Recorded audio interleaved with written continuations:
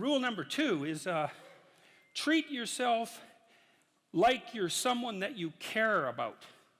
And that's a deeper chapter, I would say. Like, chapter 1 is kind of comical, but it's also got this serious scientific end, for example, and it's practical, like most of the rules are. Chapter 2 is a bit of a meditation on why. See, I read this piece of work by Jung a long while back, and it was a meditation on the injunction to treat your neighbor as you would like to be treated. Something like that. And what Jung pointed out, which I really liked, was that wasn't an injunction to be nice to other people. It was an invitation to reciprocity. It was something like this. It's like, you should figure out how you would like to be treated, like you were taking care of yourself, not how you would like people to respond to you. It's more important than that. It's like, imagine you had a child that you really cared for, and someone said, well, people will treat this child exactly like you want them to, but you have to figure out what that is. And so then you'd have to sit down for like a month and you'd think, okay, well, how do you want your child to be treated? You don't want everyone just to be nice to him, you know. You want people to challenge him, and you want people to discipline him, and you want people to tell him when he's wrong. It's like, you don't just want everyone to be nice. That's pathetic. It's pathetic. There's no challenge in that. And so, well, you want to treat other people like you would like to be treated. Well, then you have to figure out, how would you like to be treated? And well, you'd like people to fawn all over you and just lay everything at your feet. It's like, no, that's not something you'd wish for someone that you were taking care of.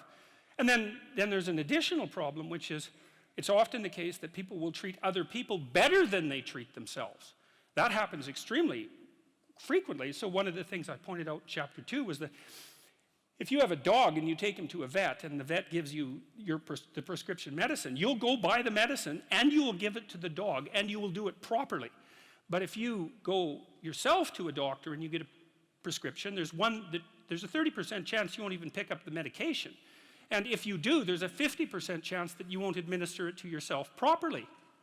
And so I really thought about that. When I first came across that statistic, it was another one of those little facts. I thought, what the hell's up with that? It's like, you'll do it for your dog, so obviously you'll do it for something you care about, and you're conscientious enough so you'll actually do it. So like, why wouldn't you do it for you? Your dog likes you. You know, even your dog would rather that you did, but you don't.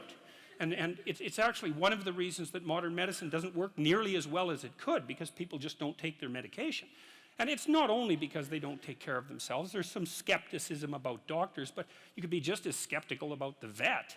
So it's a deep meditation, I would say, and what I've done with these rules is they're very simple rules, and they're kind of comical and tongue-in-cheek in some ways, but what I've tried to do is like pull them apart and show what's underneath them, and to go down as deep as I possibly can. And in rule 2, it's a bit of a meditation on why people don't like themselves very much. And I think there's 2 reasons really, and one is that we're fragile and damageable and imperfect in multiple dimensions all the time, and that often just gets worse. Lots of things get worse as you get old, for example. So it's not necessarily that easy for a self-conscious being who's extraordinarily aware of his or her own fragility, but not just fragility, foolishness and errors. Like, you know yourself better than anyone else knows you, and you know, you might have a certain amount of dislike for someone you know because of something they did, but you know everything you did. Jesus, that's a drag, man. You know, you have to carry that along behind. It's like, really, I did that, you know? And then, so there's that. It's like you're weak and kind of useless and prone to temptation, and you know all those things, you know, that just shouldn't be that way. And then you're also capable of pretty vicious acts of malevolence, and so you also know that about yourself. And so it's a real existential question for people. It's like, why the hell should you take care of something as sorry and wretched as you are? And that's really what the chapter is about. It's because the answer in the chapter is, yeah, you know, first of all, yes, you're pretty useless and terrible, but so is everyone else, and that's actually an existential problem, right? And what I mean by that, it's a problem that every human being has always had and always will. So it's not just you, it's a universal problem. And that there's an answer to that, and one of them is to, what does it say? Love the sinner but hate the sin. It's something like that, is that despite the fact that you're not all that you could be, the proper attitude to have towards yourself is the attitude that you would have towards someone that you genuinely cared for. And that it's incumbent on you to act as if you genuinely care for yourself. Just like you would act towards someone that you actually cared about, some other person. And so it's a reversal in some sense of the golden rule, right? And it's a discussion of why that's necessary. And also, more than that, it's a discussion of why you have a moral obligation to do that.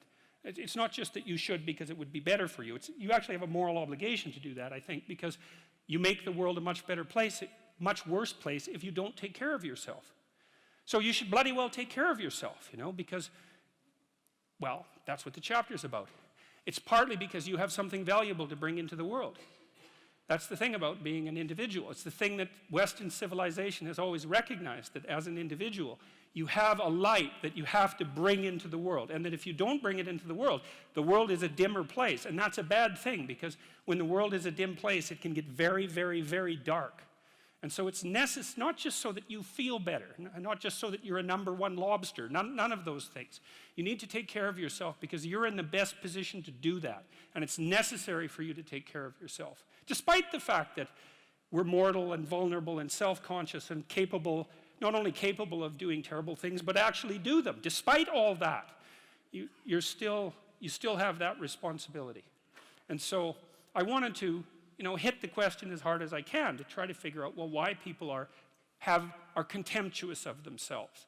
And there's plenty of reason, that's for sure, but the reasons do not justify the mistreatment of yourself. It's as simple as that. It's not a good strategy. And the next rule is make friends with people who want the best for you.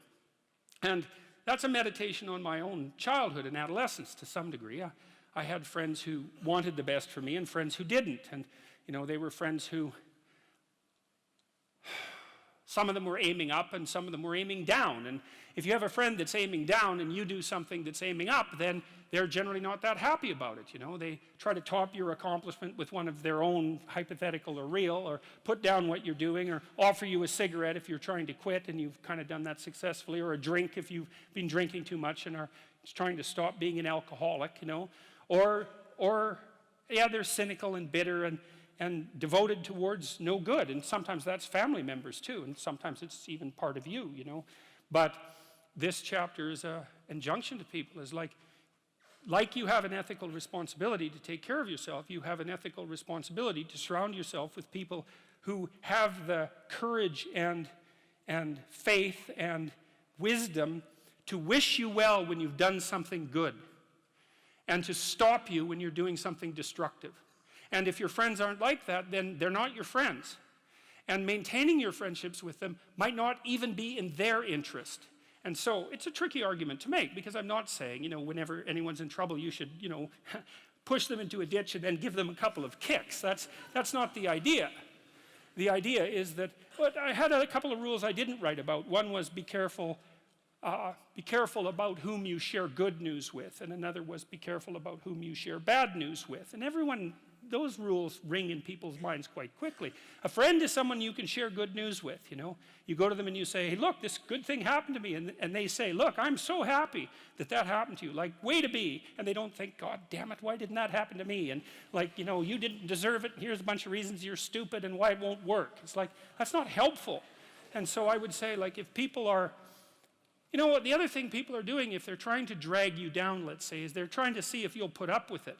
Because they have this idea that maybe life isn't worth living and things aren't good, and that if they can besmirch, let's say, to use an archaic term, something that's pristine and good, then they demonstrate to themselves that there is no true ideal and that there's no necessary reason to be responsible and to strive forward. And so they use you as a test case. You know, I'll just push you down into the low lobster bin and see how you respond. And if you put up with it, then yeah, my cynicism is fully justified. And so, well, that's chapter 3.